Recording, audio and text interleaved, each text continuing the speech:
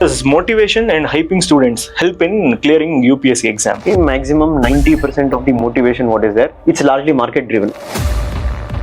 For this business, you can say aspirations is a major tool. In any business, right? If you look at any business, when you decide that you want to become something, when you catch a story that attracts you, like an auto rickshaw son clearing the exam, postman son clearing the exam. So this is what usually motivates people to do it. In reality, how much time it takes to clear an exam? It takes 1.5 years. But let us take, some people may take 2 or 3 attempts. So obviously that motivation will die down within 3 to 4 months once they start their preparation, because many of them enter this field without knowing the reality of the depth and the width of the exam. Is taking up coaching necessary for clearing UPSC? Coaching is the only way you can succeed in the exam. That will be an extreme statement, because there are examples of those people who have cleared the exam without coaching also. Self-study is a must for this exam. Coaching is an additional factor. Most of the banners claim that they are the best institutes for UPSC coaching. Is there any way where you can actually figure out that this institute is the best for taking coaching? A good institute has to be an honest institute where they clearly tell the student at the time of admission itself,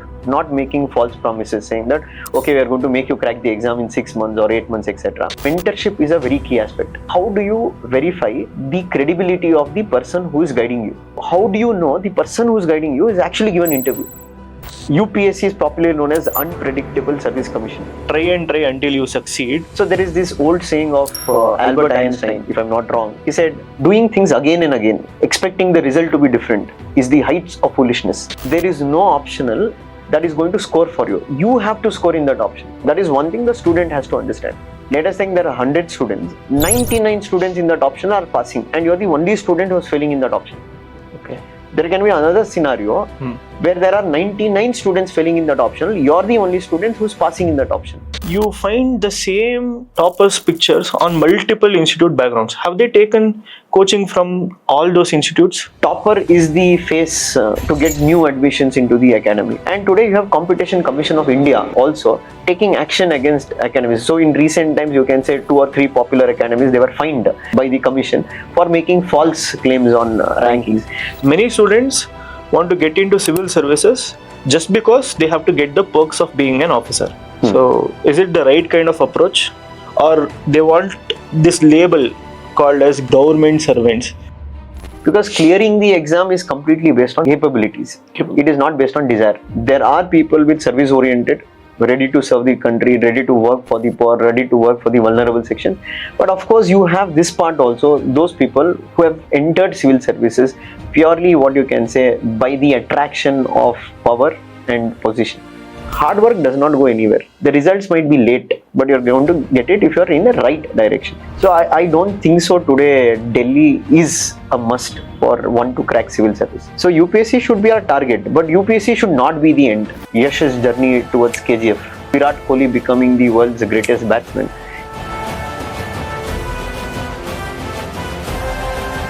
was also filled with struggles in that regard. Anything you want to achieve, if you come out of your comfort zone, you lead a new path.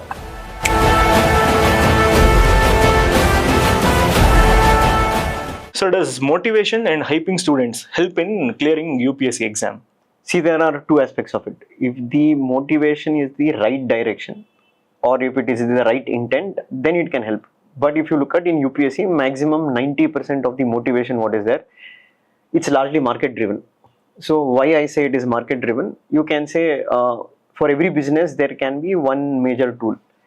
For this business, you can say aspirations is a major tool. So only if students are motivated, then you can say more number of people will take up the exam. And many times here motivation happens in such a sense that it is not realistically. And even if you look at the motivational stories, it is selected in such a way that you can see examples of those people who are very from the vulnerable sections of the society. These kind of stories gain more traction than you can say in the reality the exams are being cleared, even those people who are from the elite section. Now the reason why this has been done, largely you can say to attract the masses. In any business, right? If you look at any business, when you decide that you want to become something, when you catch a story that attracts you, what kind of story? Like an auto rickshaw son clearing the exam, or you can say a postman son clearing the exam. So this is what usually motivates people to do it. But the problem is that motivation is one thing, Second thing is that can you sustain this motivation for a long run? So in reality, how much time it takes to clear an exam? It takes 1.5 years. I'm telling you, if you are going to clear it in first attempt. But let us take, some people may take 2 or 3 attempts. So obviously that motivation will die down within 3 to 4 months once they start their preparation, because many of them enter this field without knowing the reality of the depth and the width of the exam. So that is what I think. Okay. Sir, is taking up coaching necessary for clearing UPSC? You have answer both yes and no. Okay. So it depends upon the individual. Coaching can give you certain aspects. For example, a person who's clueless about how to prepare for the exam, he can get an idea. But if I say coaching is the only way you can succeed in the exam, that will be an extreme statement, because there are examples of those people who have cleared the exam without coaching also. So it depends upon what an individual is looking for in coaching. For me, if you ask, coaching can help two ways. One is that give you certain skills, and it also depends upon where you are taking coaching. Because today in this market, it's a very huge market. There are different set of people offering coaching, but you cannot say that all coachings are genuine. So yes, some coaching can help, but I won't say that coaching alone is sufficient for cracking the exam. There is some inherent skills that one has to develop, and that can be through self-study. So you can say that self-study is a must for this exam. Coaching is an additional factor, and that again depends upon from what background you are coming from and what exactly you are looking for in a coaching.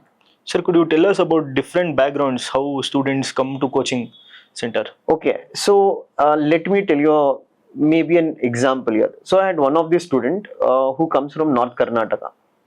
So now his idea of coaching is that he thinks that you can clear the exam within 6 months. Now I told, like, why do you think so? That what makes you think so? So he told, like, I saw one of the YouTube videos where one of the toppers said that I was able to crack the exam within 6 months. So I told, okay, who is this XYZ topper? And he named the topper. And he told, no, that topper was able to do it in 6 months. Even I'll be able to do in 6 months, with basic coaching. Then I told him, what else you know about the topper? Okay, one, the topper's own brother was an IS officer the previous year. This he was not aware of. Second thing, the topper, what he mentioned was All India rank in All India Institute of Medical Science. AIMS. Okay. And from Delhi.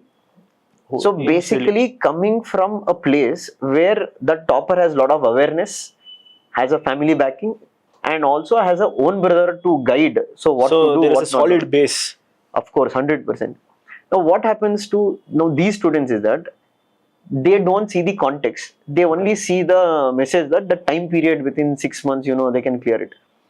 Technically, it is not possible to clear the exam within 6 months, no matter where you take coaching. Okay, in which part you take it, in Delhi or in the best place. Even with coaching, I think you need around 2 years to succeed in the exam. This is one common myth. What many students think is that coaching will quicken up their preparation of succeeding. Yeah, coaching will give you certain skills, but you cannot tell that you are going to crack the exam within 6 months. That would be a very wrong approach to go with. Sir, as we were talking about the coaching institute, is there any way where you can actually figure out that this institute is the best for taking coaching? Is there anything, like most of the banners claim that they are the best institutes for UPSC coaching, IAS, IPS, and things like that.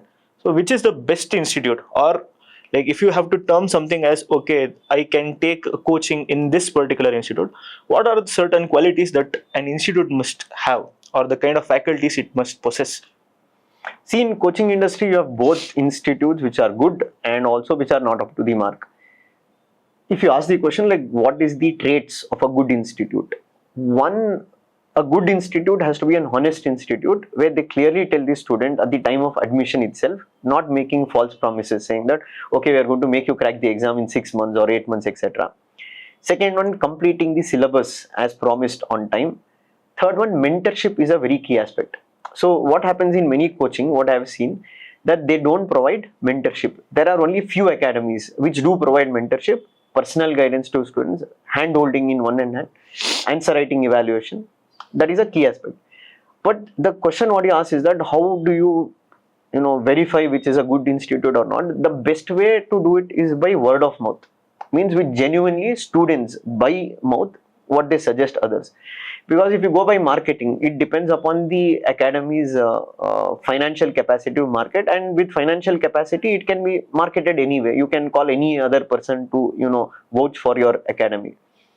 And secondly is that the problem in if you say UPSC coaching or teaching, there's one big problem. The one big problem is that how do you verify the credibility of the person who is guiding you? Correct. Because there's a difference when you go teach in a college or a university. Why? Because there are certain standards. For example, if I want to teach in a university, I should have cleared NET or have a PhD, right? Only then you will get an entry. But coaching actually does not come under what we call as an educational institution. It's like, so any person, even if I'm not a degree holder, I can give coaching. Not even a degree holder. Yeah, it is possible. Like, how do you verify? Correct. Right. Secondly, now how do you know the person who is guiding you is actually given interview? Correct. Now I might tell that I have given interview, but how do you know I have given interview? Have you checked my interview call letter? Okay. This is one big problem actually in this sector, where there is the crisis of credibility of the persons who is guiding you. I'm not telling all educators are that way. There are very genuine educators who are doing a very good job. But at the same time, you can say it's a bane to the industry. There are educators who are not qualified enough, but yet making false claims. Okay. It's all about how do you attract the students? Okay. How do you keep them entertained? So what are the kind of false claims that institutes usually do? So usually you have educators claiming that in exam 50 questions came from my notes. 50% of the questions. Like, how do you evaluate? See, now tomorrow I would have thought president in my class. Okay. Some question comes on president, but let us think that question is something else. Okay. Now still I claim that, okay, this is a question that came from my notes. Okay. Or claims what can be made is that you do this course, 80% of the questions will come, 100% results are guaranteed. See, when, for example, take my example itself, when I have gone to interview, but I have not been in the final list. So when myself have not been in final list, how can I guarantee a other person that he is going to get into the final list? Correct. Okay. So this happens why? Largely because the lack of awareness among the student community to exactly know what is required for this exam. That's a big mystery always. UPSC is popularly known as Unpredictable Service Commission. Unpredictable service. Yeah, because the question paper trend keeps changing in that regard. In a way, this can be also used by certain educators saying that, okay, we are going to predict what is the trend. Okay, questions will come from our academy. Same notes. Yeah, same notes in that regard. See, I would not tell all in that regard. There are certain genuine academies. You can find them. Okay. But yeah, you do also have a large number of institutes which can also be involved in false claims. Okay. So most of the coaching institutes motivate students, telling that, okay, you can miss the selection by 1 mark. So from 1 mark, if you could gain 1 mark, you could have actually cleared the exam. And they promote students and they market it in such a way that try until you succeed. Does it actually work? See, answer for this question, it depends upon who is trying it. Okay. So if you are a person who has given multiple mains, okay, let us think you are missing the mains marks by 10 marks, 5 marks. You have the potential. It's worth trying. Why? Because you are very close to your goal. But this is also taken negatively by a lot of people.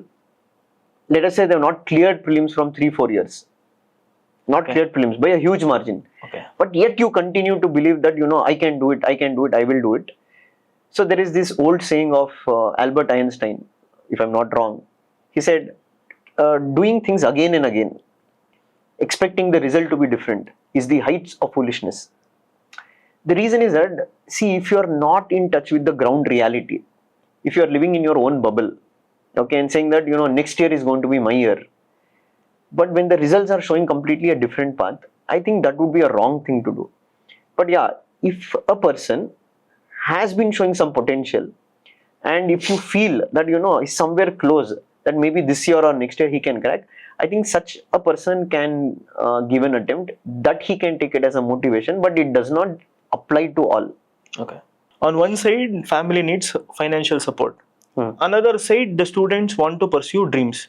Some would have even told their parents that they will only come home after clearing the UPSC exam. It's only 0.2% or less than 0.2% who can actually clear. Is it actually possible to take such a decision here? See, here you have to find balance between two things. One is your desires, your dream, that what you want to achieve. Second part is that there is also a part of you that where you have to sustain yourself as a livelihood. So here, when students get entangled, which a lot of students are in this position, there is one thing you can look at. So give first 2 attempts, provided there is financial support from your house, because this answer cannot be based on in general. It depends upon the candidate. See, if you are a aspirant, have huge financial backing.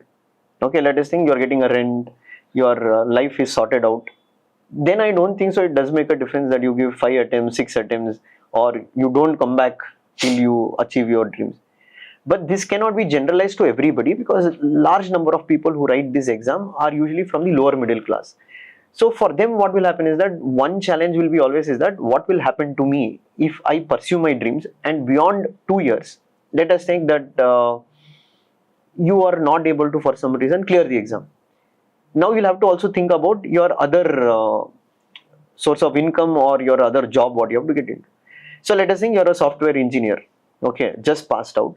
You have invested 3 years of your life in UPSC exam, not able to clear the exam. Now if you want to go back to your software job also, now they will ask for what? Experience. Correct. If you don't have experience, you have to start from the scratch. But many times what happens is that even there, when you go to start from the scratch, this dream keeps haunting you.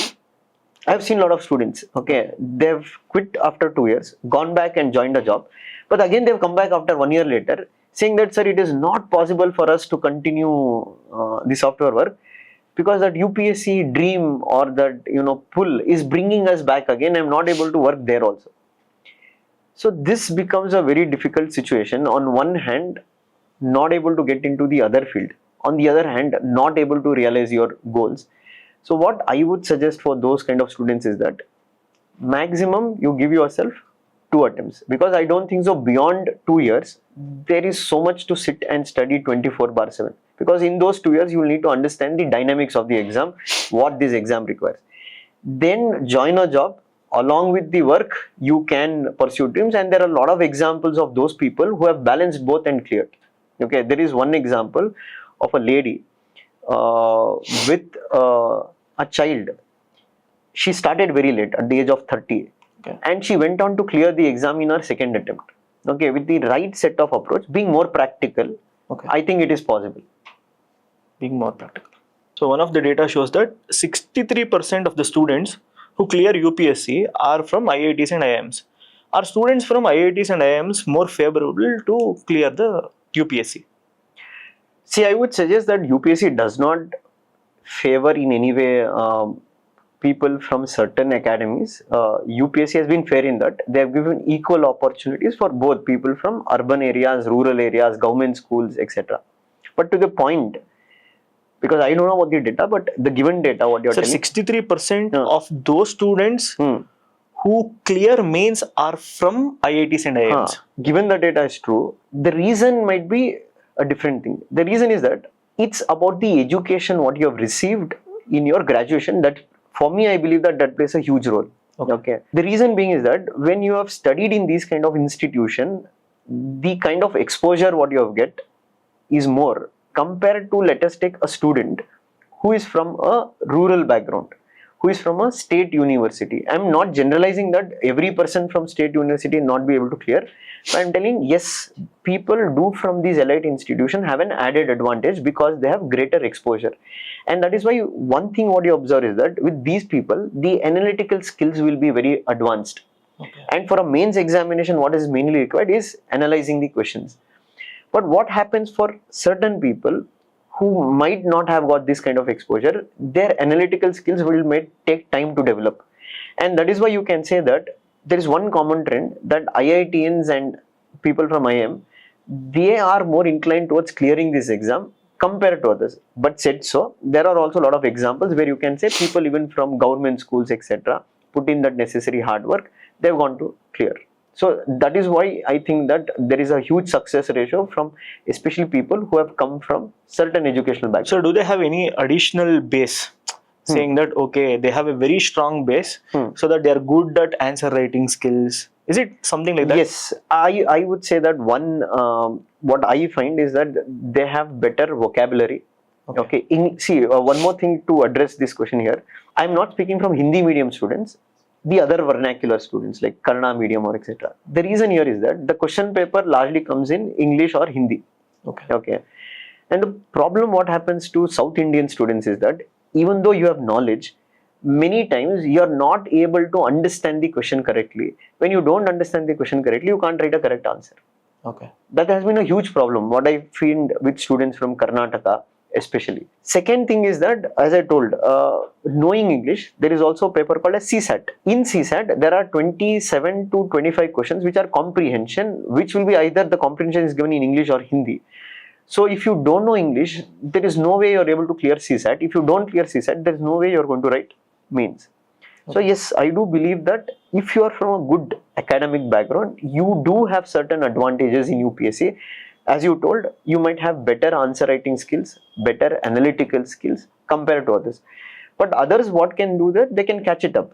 But they need to put more efforts in that regard. So, sir, if students are from rural background, they would only know the rural language or the kind of language such as Telugu, Tamil, Kannada, Marathi.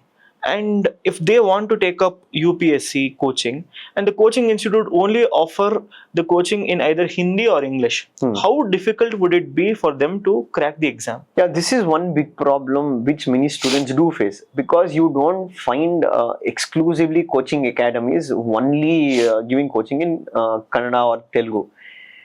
The reason being market. Market works on demand and supply. And again, if you look at a lot of Kannada medium students themselves, they are not so confident, first of all, to write UPSC. So most of them go and write KPSC or the state service exam. But even those people who approach to write, I think that for them, English becomes very mandatory. At least a basic level of English they have to read. And in coaching academies, the problem is that we don't have resource people, or maybe few resource people who can exclusively guide people in vernacular language, because the sources will be different. Even if you read that source, you'll have to translate that into English. So these are the challenges what they face. And yeah, there are not much guidance to students from vernacular background. So while selecting options, so how would you suggest a student to pick up this optional for preparation? Or we have found a lot of students changing optionals, that this doesn't work out, that might work out. So we say that there is no optional that is going to score for you. You have to score in that option. That is one thing the student has to understand. Okay. See, what is the point of view? Let us think there are 100 students, 99 students in that option are passing, and you are the only student who is failing in that option. Okay. There can be another scenario where there are 99 students failing in that optional, you are the only student who is passing in that option.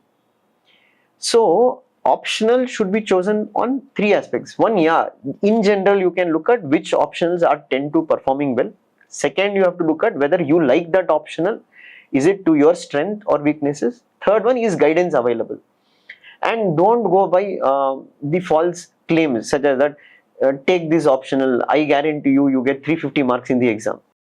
Okay. Nobody is going to get 350 marks just by taking the optional. See, it requires a lot of hard work for any person, for in any optional to score 300. And there are toppers in every optional. Okay, the quantum might be different. Okay. But you find people even in Hindi literature being a topper, even from Kannada literature they're getting a rank, from political science they're getting a rank. Okay, but yeah, this is one thing you have to keep in your mind. First, what is the use of that optional to you? Second one, are you comfortable reading that optional? Third, more important, not just reading, writing answers, because option is for mains. It carries 500 marks.